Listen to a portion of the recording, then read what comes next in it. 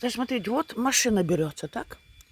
И хозяин говорит, что возникает проблема при торможении. Значит, он свистит, получается.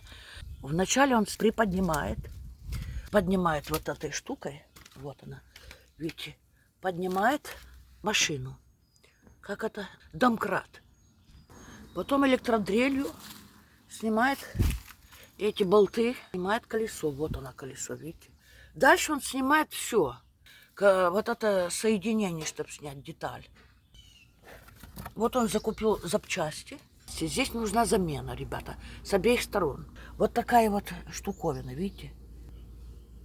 В общем, еще 1 минута я вам показываю. Вот, смотрите, вот это соединение, да? Видите, соединение. Touch, no good. Good? It is not No. good. Nope. When this touch, this no good. Он говорит, что когда он идет сюда, значит, он свистит, понимаете? Свист издается. Он должен находиться вот на расстоянии, вот так. It is good? Good. Yes. То есть у него должен быть зазор, ребята. Вот он, видите, зазорчик.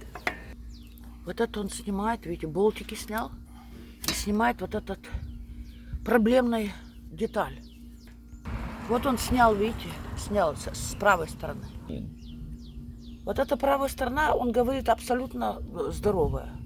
Странно, он не видит никакой проблемы. Представляете, он говорит, что проблема только в грязи, то его надо почистить.